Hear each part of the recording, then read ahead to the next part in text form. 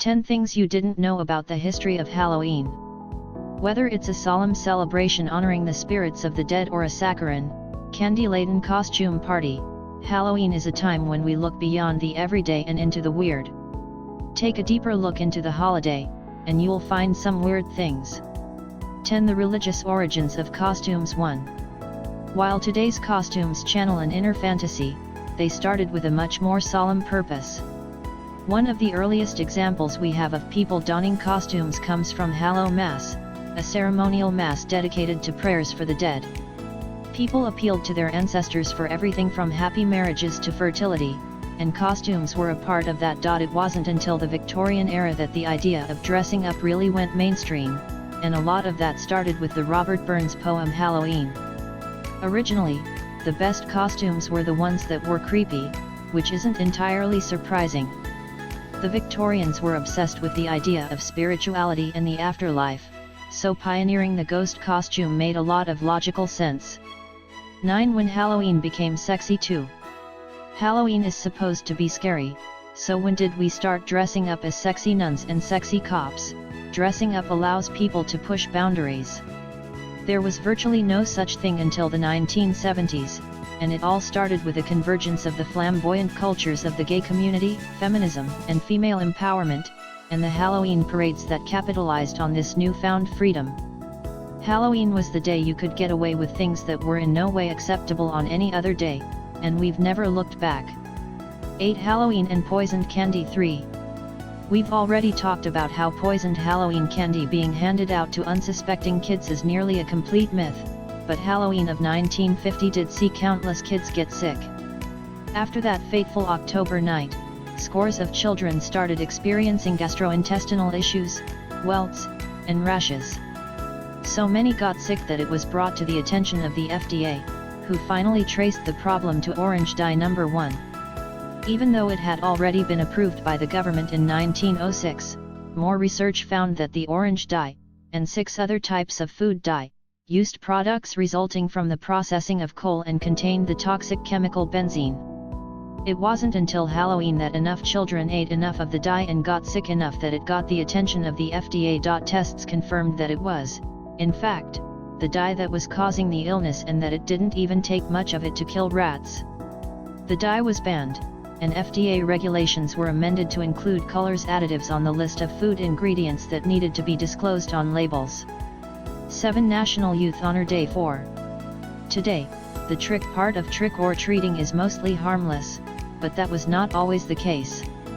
In Omaha in the 1920s, there was so much vandalism going on that 500 teenage boys received a badge for one night only, in the hopes they would help stop the destruction. In 1938, Boston gave awards to the school districts that had the least damage.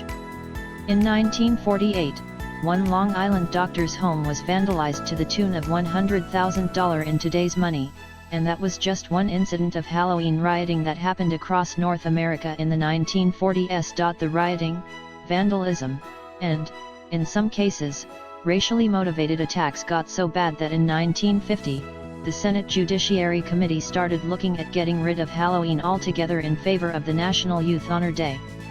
Halloween lovers decided that bribing kids with candy was a better way to go, and trick-or-treating became popular.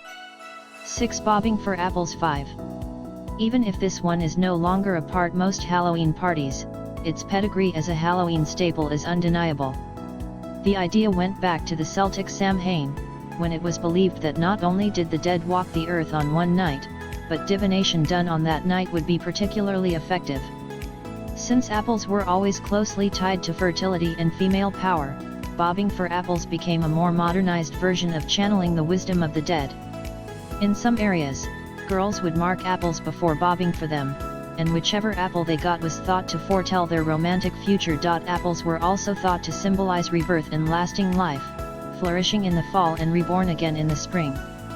An apple peel thrown on the ground by a single girl would show her the first initial of her future husband, it was thought, and magic on Halloween was infinitely more powerful. 5 The original jack-o'-lanterns. 6.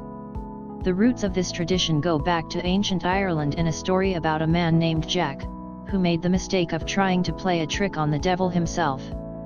Jack was cursed to walk the earth for eternity, and the only thing he had to guide his way by was a hollowed-out turnip with a burning coal inside. They were terrifying, and people began carving them and putting them around their homes to scare off the evil spirits that walked the land on that one single night.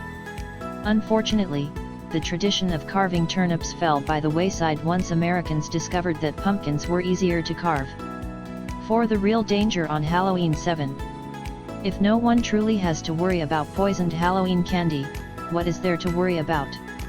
According to studies done by the US government, the Nationwide Children's Hospital and an organization called Save Kids USA, the answer is simple: car accidents.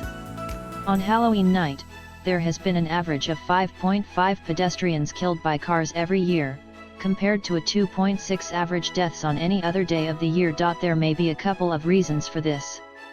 Not only are people distracted by everything from other groups of trick-or-treaters to Halloween decorations, but movement and vision can easily be restricted by costumes.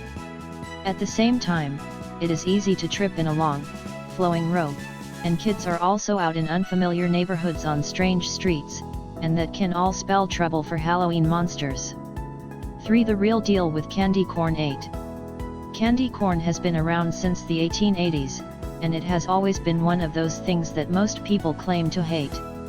Those who do love it probably already know about National Candy Corn Day, which is October 30. The recipe for candy corn has not changed, and it is still made with fondant, corn syrup, marshmallow cream, vanilla, and sugar. In the early days, when each kernel was handmade, the original name was chicken feed, and it was first designed to tap into rural America's most familiar images for a treat that was available year-round. Its association with autumn is no coincidence, as it was part of a group of candies that also included candy turnips, chestnuts, and clovers that symbolized the fall harvest. According to the National Confectioners Association, candy corn is the favorite Halloween treat of a whopping 12% of the population. 2. The Witch's Cauldron. 9. The history and mythology of the cauldron involves much more than stirring whatever potion the witch happens to be brewing. Before Christianity, the cauldron symbolized the womb of the cosmos. Everything life, energy, matter, the physical and the spiritual came from the cauldron and returned there at death. That made the crone figure powerful, in charge of overseeing the perpetual life cycle that kept everything going. According to ancient Irish lore, the cauldron was the domain of the Dada and was the source for all life and, specifically, poetry. Not until Christianity came along did the crone need to be discredited, and her cauldron was assigned a less than honorable role of brewing poisons and potions. 1. Halloween birthdays. 10. Studies have shown that anyone who has a birthday on Halloween has beaten the odds in a weird way.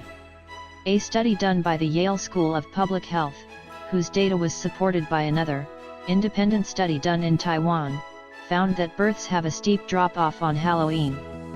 That wasn't just induced labors and cesarean sections, either, but natural births as well. When 1.8 million birth records over a 20-year period were studied, it was found that birth rates took an 11.3% drop on Halloween. Science absolutely does not have an explanation for this, but those behind the study think that it might have something to do with the general feeling and, in turn, subconscious mindset of people during various holidays.